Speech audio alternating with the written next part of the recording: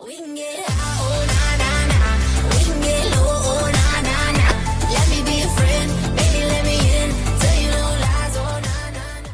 Salut, j'espère que vous allez bien. Aujourd'hui, il fait beau, il fait chaud, c'est agréable au moral, ça fait du bien malgré tout ce qui se passe. Et je me suis dit, pourquoi pas vous faire une vidéo sans filtre, une vidéo où je vous raconte un petit peu ma vie, ces derniers jours, mon mood, ces dernières semaines. Et il n'y a pas de thème spécifique, je vais toucher à pas mal de choses, donc voilà. J'ai un ami dernièrement qui m'a fait la remarque « Ah, t'as maigri !» Ce à quoi je lui ai dit « Effectivement, je n'ai pas beaucoup d'appétit, je mange beaucoup moins. » Et comme si j'avais pas compris à sa première remarque, il appuie sur son propos en me disant « Ah, mais t'as fondu !» Et je lui ai dit « Mais j'ai bien compris ta première remarque. » Et oui, j'ai fondu, j'ai maigri, je l'ai compris, j'ai compris, je suis pas débile. Et oui, j'ai maigri, je mange beaucoup moins. Maintenant, si ça te dérange visuellement, bah me regarde pas. Voilà. Je suis en bonne santé, j'ai remarqué que j'avais maigri, je n'en fais pas tout un plat, je n'en fais pas une fixation. On sait que nous les femmes, on est beaucoup plus susceptibles par rapport à ce sujet, notre corps. Pourquoi? Parce que les hommes nous voient premièrement à travers notre physique. Il y a beaucoup de femmes qui sont complexées, qui se trouvent pas assez jolies, pas assez bien formées. Moi, j'ai été beaucoup dans ce raisonnement. Depuis que je suis enfant, on me fait des remarques sur mon corps. Je suis maigre, je ne mange pas assez. Ça fait que très jeune, très vite au collège, j'ai toujours mis des doubles pantalons, des doubles vêtements, de l'épaisseur pour qu'on arrête de me faire ces putains de remarques. Et j'ai passé toute ma scolarité avec une couche de vêtements pour ne plus avoir à faire face en fait à ces personnes qui me complexent davantage.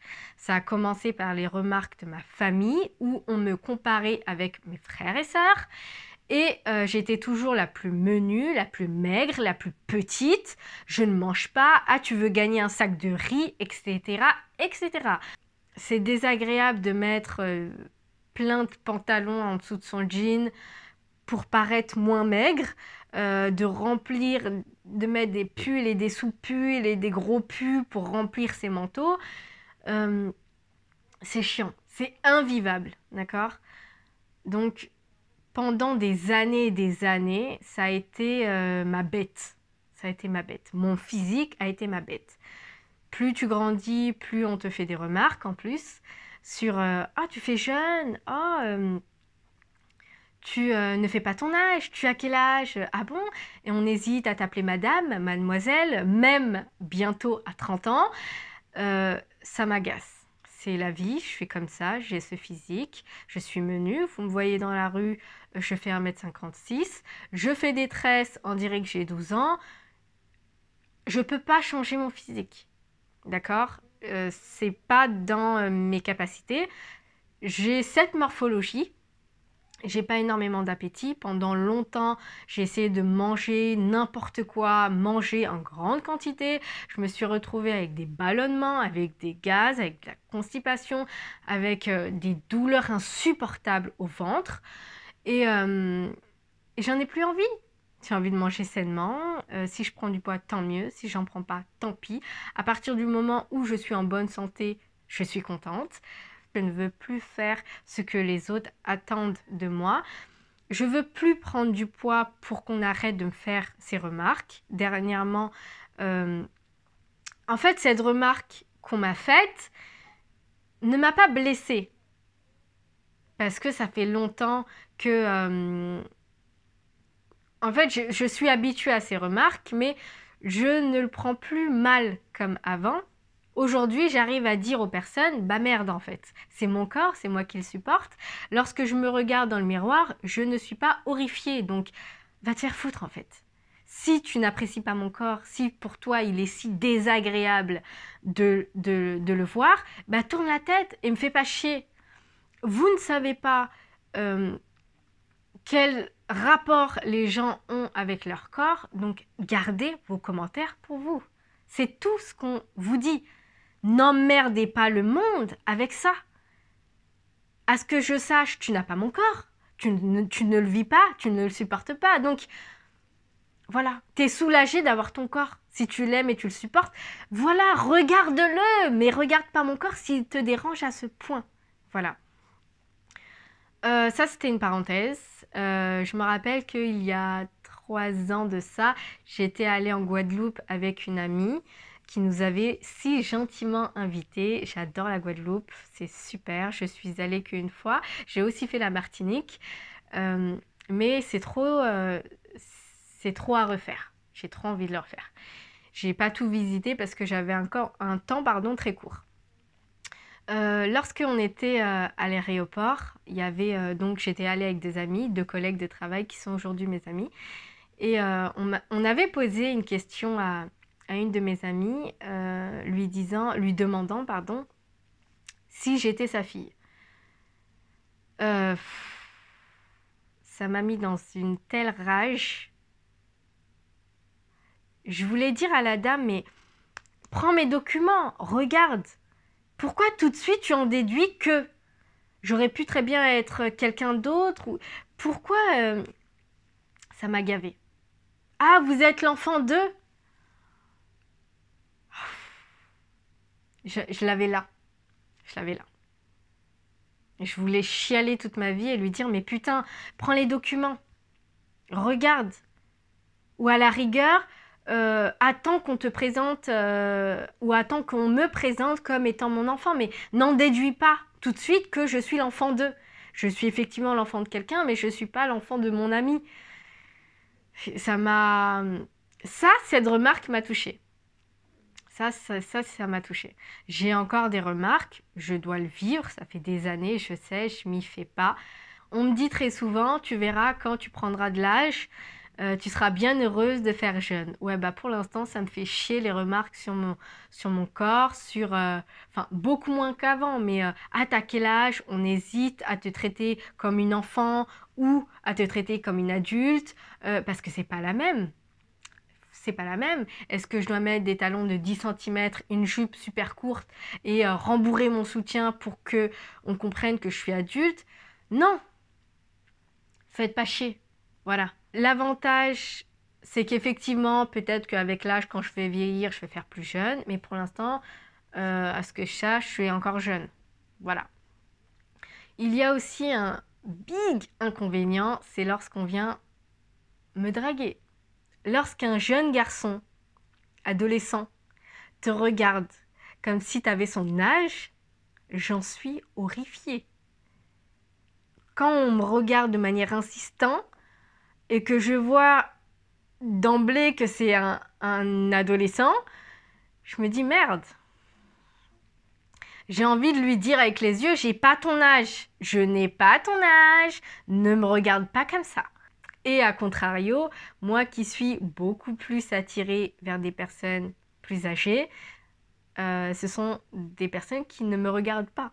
Parce que je suppose qu'ils pensent que je n'ai pas leur âge ou que je suis encore une adolescente. Donc c'est très complexe, c'est très compliqué à vivre. Et si on veut qu'une personne nous aborde, c'est limite pas possible. Pour que cette personne nous plaise, en fait, il faut y aller franco et aller voir cette personne, aller l'aborder. Et en fait, c'est en discutant avec que cette personne va se rendre compte que vous êtes mature, que vous êtes beaucoup plus âgé que ce que peut montrer votre apparence. C'est votre manière de communiquer et tous les sujets que vous allez aborder. Tout de suite, ils vont se dire non, c'est pas une adolescente. Pour faire un parallèle avec ma personnalité, je suis quelqu'un qui est en partie rancunière, surtout quand elle a été blessée. Mais après un certain temps, je suis en pleine réflexion sur est-ce que je n'ai pas été trop loin dans ma colère. Aujourd'hui, c'est passé. Est-ce que je devrais m'excuser ou pas? Par exemple, j'ai fait, je sais pas si c'est une bêtise, mais bref, ça fait des années. J'ai 2 sœurs qui se sont embrouillées. Je vous avais dit que j'avais été adoptée. Et j'ai 2 sœurs qui se sont embrouillées, une qui est sœur de sang, une qui est sœur par adoption.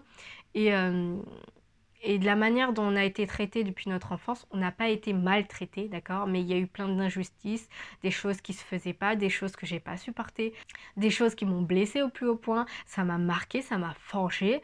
Et j'en ai beaucoup voulu à ma mère d'avoir fait en fait ce choix.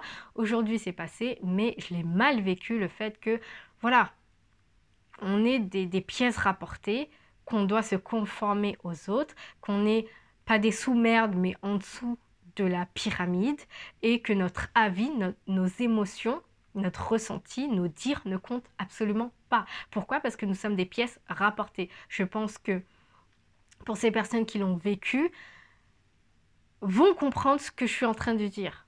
Vous ne faites pas partie entièrement du système, de la famille, vous êtes des pièces rapportées. Bien qu'on vous dise oui, oui, vous êtes de la famille, votre avis ne compte pas, d'accord? Si quelqu'un tombe malade, vous êtes le dernier à le savoir. Pourquoi? Parce que, pourquoi vous le dire en premier? Vous êtes qui d'abord, d'accord? Bien avant vous, il y a d'autres personnes. C'est comme ça que je le vois. C'est comme ça que je l'ai vécu, c'est comme ça que ça s'est passé. Donc, on a vécu énormément de choses. Ma sœur de sang a été aussi une pièce rapportée. C'est une façon de parler, d'accord? Quand je dis pièce rapportée. Donc, j'ai pris clairement parti pour ma sœur de sang, tout simplement parce que la sœur adoptive avec qui elle s'était embrouillée, est un peu l'enfant roi, l'enfant à qui il ne faut rien dire, qui a toute légitimité. Ça me tape sur le système D. J'ai envie de me frapper la tête contre le mur, rien que d'en parler, parce que c'est la réalité. C'est-à-dire que, effectivement, on est dans son territoire. Si tu aurais eu ta mère qui t'aurait élevé, supporté et éduqué, peut-être que tu l'aurais pas vécu. Mais comme ta mère n'a pas su le faire, tu en subis les conséquences. C'est dur la manière dont je vous le dis, mais c'est ça. On n'est pas dans un monde de bisounours. Tu n'es pas dans ton terre-terre, donc tu la fermes. Et la manière dont je parle, c'est pas pour... comment dire ça? C'est pour vous faire comprendre que nous ne sommes pas dans le monde des bisounours. Il n'y a pas de « Ah, j'ai été adoptée, donc je suis la pauvre victime. » Non, non, non, c'est pas ça. C'est tu t'y fais. Tu t'y fais parce que tu n'as pas le choix. Tu t'y fais parce qu'il faut que tu survives à cette situation. Tu dois te forger sur ça. Aujourd'hui, avec énormément de recul et de distance vis-à-vis de ma famille adoptive, qui ne sont pas des gourous, qui ne sont pas les méchants de service, j'ai compris que l'être humain a ses limites. Elle m'a élevée, ma mère adoptive m'a élevée de la manière la plus juste selon elle. Quand elle a fait des comparaisons, peut-être qu'elle ne l'a pas remarqué. Ceci dit, c'est comme ça. L'être humain n'est pas totalement bon, n'est pas totalement mauvais. Il a les deux. Parfois, on s'en rend pas compte. Parfois, on se rend pas compte qu'on fait du mal, qu'on blesse, qu'on marque. Surtout quand on est enfant, c'est une catastrophe. Je lui en veux pas d'avoir mis ses enfants en avant. J'ai pris la défense clairement de ma sœur de sang. Parce que j'avais vécu certaines choses aussi, donc je comprenais très bien dans quelle situation elle était. Et j'avais dit à cette sœur, est-ce que tu veux qu'elle reste à la maison? Il y avait un conflit, bref, ils vivaient dans la même maison. Au bout d'une semaine, ça a éclaté et j'ai dit à cette sœur qui était dans la maison de sa mère, en fait, donc dans son territoire, et je lui ai dit, est-ce que tu veux qu'elle reste ici, dans la maison? Ce à quoi elle a répondu non. Ça m'a renversée. Je me suis dit que si on ne peut pas compter sur les sœurs, sur qui on peut compter? Bref, il y aura toujours des différences. C'est comme ça. On a pris ses affaires, on est parti. Moi, j'en ai beaucoup, beaucoup voulu à cette famille. Ça ne veut pas dire, encore une fois, que ce sont des mauvais. Il y a des choses que je n'ai pas digérées. Je pense que le mieux, c'est d'apprendre à se construire en dehors d'eux. Lorsqu'on est enfant, on est sur leur tutelle, d'accord? Une fois que nous sommes adultes, faut prendre son envol. Ce que j'ai compris que très tardivement. Il a fallu cette histoire pour que je comprenne qu'il faut de la distance, d'accord? Je ne fais pas entièrement partie de leur famille et je n'en suis pas totalement exclue vu que j'ai grandi dedans. Donc j'ai un pied dedans, un pied dehors et faut pas en vouloir de leur mauvais traitement, de leur mauvais choix. Il faut juste prendre de la distance et essayer de se construire en dehors d'eux. Ce que je voulais dire, parce que je commence à m'y perdre, je parle trop, je suis bavarde.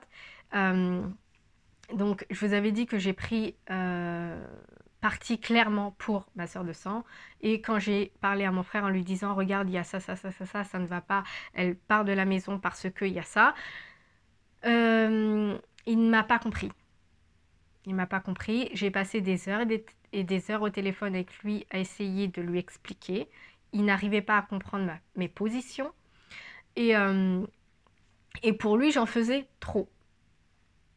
Donc, j'ai un moment, je lui ai dit, écoute, tu ne comprends pas, j'arrête de parler avec toi. Donc, dans le sens où je lui ai dit, écoute, j'ai plus envie de parler. C'est bon. À chaque fois que je parle avec toi, je me retiens de dire les choses parce que j'ai pas envie de te blesser. Donc, d'un côté, j'essaye de te faire comprendre, mais tu ne veux pas comprendre. Tu me donnes des contre-arguments.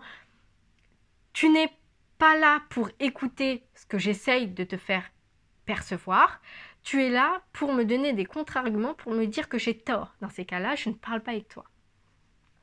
Je veux bien comprendre que tu as une position différente. Maintenant, tu ne peux pas me dire que ce que je ressens, c'est de la merde, c'est faux. D'accord? Donc à un moment, j'ai arrêté de discuter. Parler à un mur, ça ne sert à rien. C'est de l'effort en plus et moi, j'en pleurais. D'accord? L'émotionnel était trop présent. Ça me touchait énormément. Donc maintenant que ça doit faire peut-être 3 ans, ça doit faire maintenant 3 ans, ouais, 3 ans que j'ai arrêté de leur parler, je me pose la question, est-ce que je dois pas revenir? Est-ce que je dois pas leur présenter des excuses? Est-ce que j'ai des remords alors que je sais pourquoi j'ai réagi comme ça? Est-ce que je ne peux pas complètement les effacer? Je ne veux pas rester non plus en mauvais termes, je veux percer l'abcès. Et pareil, j'en ai beaucoup voulu à ma mère adoptive. Jusqu'à aujourd'hui, ça fait 3 ans, comme je vous ai dit, que je ne lui ai pas adressé la parole. Pas parce que je lui en veux, oui, mais en même temps, je sais qu'elle n'aurait pas pu faire mieux parce qu'elle a fait son maximum. Mais quand même, d'accord, je suis un être humain. Ce que j'ai vécu, il y a une part que je n'ai pas supportée. Est-ce que je suis un robot? Non. Donc je ne peux pas l'effacer en me disant je vais revenir comme si de rien n'était. Ça m'a construit. Je ne sais pas si vous comprenez ce que je suis en train de dire. Je veux prendre de ces nouvelles et en même temps j'ai peur de reproches qu'on va me faire, qui vont me faire péter un câble parce que j'ai des reproches aussi à faire que je ne vais pas faire. Mais si tu veux qu'on commence dans les reproches, j'ai une liste, d'accord? Mais ça ne va pas ranger les choses. Je ne veux pas me rapprocher comme avant, mais je veux juste crever l'abcès. Je veux savoir si elle va bien, sans me dire que j'ai oublié ce qui s'est passé, parce que ça m'a construit. Maintenant, je ne veux pas rester dans le passé. Vous voyez ce que je veux dire? Donc, ils ont eu des enfants, j'ai des nièces qui ont grandi.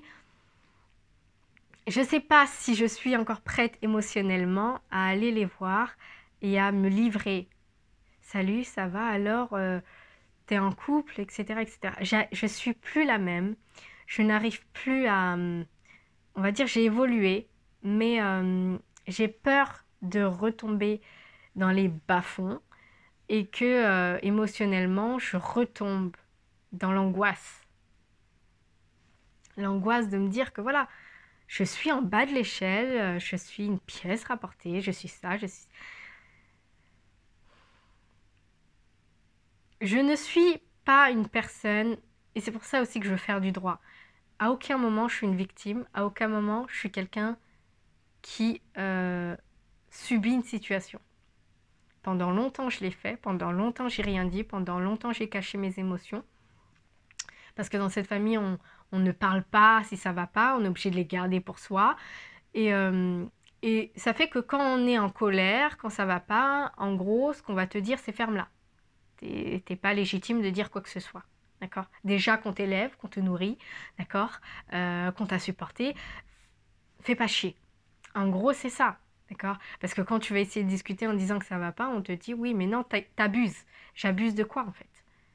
En quoi j'abuse? Donc si je peux pas parler avec vous, voilà. Je sais pas, je suis mitigée. Est-ce que je reviens? Comment je reviens? Comment je vais le prendre si je reviens? Enfin, comment ils vont le prendre? Est-ce qu'ils vont accepter de me parler? Est-ce que je vais être rejetée? Au moins, je vais le savoir. Je pense pas que je serai rejetée, mais je ne sais pas. Je sais pas comment mon frère va le prendre, parce qu'avec lui, la discussion a été rompue nette. J'ai envie de lui dire, par exemple, félicitations pour ton enfant, mais j'hésite. Est-ce que je dois l'appeler? Est-ce que je dois lui envoyer un message? Ma sœur lui a envoyé un message et il n'a pas répondu, donc je pense que même lui a dû faire une croix. Je sais pas. En même temps, je me dis que je grandis, enfin j'avance, pas je grandis. J'avance et je veux pas avoir de remords, je veux pas que ça reste dans ma tête, je veux percer l'abcès. Maintenant, si tu veux pas me parler pour me raconter ta vie, c'est pas grave, mais au moins on se dit bonjour et au moins j'essaye de prendre de temps en temps de vos nouvelles. Ce qui m'agace au plus haut point, c'est que moi j'ai ces remords. Moi j'ai ces remords. Qui dit que eux ont ces remords? Parce que ça fait des années, et même avant, c'était pas eux qui venaient, d'accord, pour dire ouais, c'est vrai que je comprends ta position, je comprends pourquoi, on essaye. Non, euh, à part mon frère qui l'a fait dernièrement parce que cette situation, voilà, je l'avais sollicité, mais si vous voulez, ils n'ont pas, ils n'ont pas de remords. Il a voulu essayer d'arranger les choses sans essayer de comprendre réellement les choses et de me donner des contre-arguments, ce que j'ai profondément détesté. Et pour moi, ça a été une très très mauvaise approche. Essayer de me faire comprendre que c'est moi qui abusais ou que c'est nous qui voyons les choses mal, je trouve que c'est quand même culotté. Euh, la partie que je déteste en moi le plus, c'est ce côté où j'ai des remords.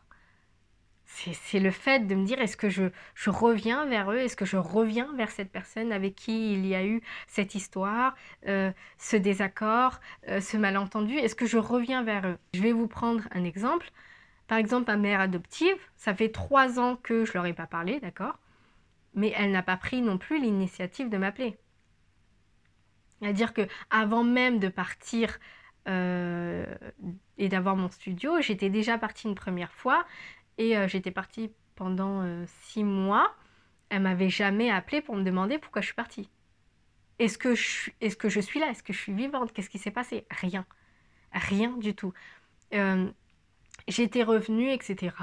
J'étais revenue, bref, ok. On met les choses de côté, je reviens, est-ce que ça va? Ouais, ça va. Non. 3 ans sans nouvelles, je n'ai pas donné de nouvelles, mais comme quoi, si moi je prends pas de nouvelles, elle n'en prend pas non plus. Donc, pourtant, je sais très bien qu'elle prend son téléphone pour appeler la terre entière. Mais pour m'appeler, pour savoir si je vais bien, moi qu'elle a élevé depuis mes 1 an, elle le fait pas. Alors, comment je peux le traduire? Bah, qu'elle s'en bat les couilles. Certains vont le traduire, ouais, mais c'est une daronne africaine, elle a de la fierté. Non. Quand elle a de la fierté, elle appelle quand même ses enfants. À la différence de nous.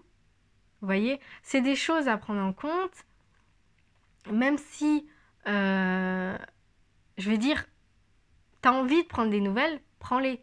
Pourquoi c'est à moi de venir constamment prendre de tes nouvelles? C'est-à-dire que je peux passer 10 ans à avoir des enfants, une famille, sans que tu m'appelles.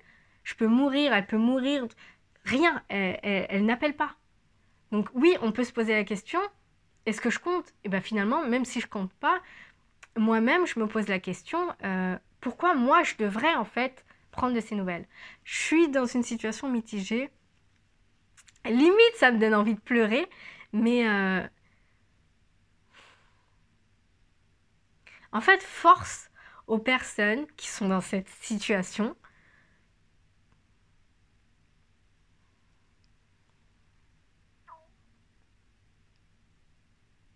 qui sont dans une situation difficile par rapport à leur famille, par rapport aux personnes qui les ont élevées, excusez-moi. On ne peut pas tout avoir, d'accord? On ne choisit pas sa famille, on ne choisit pas les personnes qui nous ont élevés. Désolée, j'ai un petit peu les larmes, parce que c'est un sujet quand même qui me touche. Là où je dis que les personnes doivent se forger, c'est parce que justement, face à cette situation, il faut être fort, il faut être forte, et qu'il faut apprendre à se mettre en priorité. Il faut apprendre à se mettre en priorité parce que les personnes que vous avez connues, les personnes qui font partie de votre famille ou autres, ne vont pas toujours penser à vous. Excusez-moi pour le ton que j'emploie, parce que j'ai limite les larmes aux yeux. J'essaye de le faire passer, mais j'y arrive pas. Bref. Si vous êtes dans une situation qui vous touche, une situation compliquée, avec des rapports complexes avec votre famille, il faut vous prioriser. Il faut prendre des décisions en fonction de ce que vous ressentez, en fonction de qui vous êtes. C'est vous avant les autres. La preuve en est aujourd'hui qu'il faut que je prenne soin de moi avant de penser à eux. Est-ce que je me sens capable d'aller leur parler? Sinon, je ne le fais pas. Je me pose cette question pour ne pas me mettre à mal, moi, mentalement, parce que eux vivent leur vie tranquillement, parce que ça me touche moi, mais que eux ont un autre raisonnement. Je ne les prends pas comme méchants, comme mauvais. S'il y a bien une chose que j'ai compris dans cette putain de vie, c'est de se mettre en priorité. Je ne le dirai jamais assez. Pensez à vous, pensez à vous, pensez à vous. En premier, en priorité, sur toute chose. D'accord? Est-ce que ça vous fait du bien? Est-ce que ça vous arrange? Est-ce que vous savez votre bénéfice? Si vous ne pensez pas comme ça, les gens vont vous écraser. Ne comptez pas sur les autres pour prendre de vos nouvelles. Ne comptez pas sur les autres pour être bienveillant. Ne comptez pas sur les autres pour avoir une pensée pour vous. Vous priorisez. Vous pensez à vous. Ne donnez à personne cette responsabilité sur vous. Voilà. C'est pour cette vidéo. Bye bye!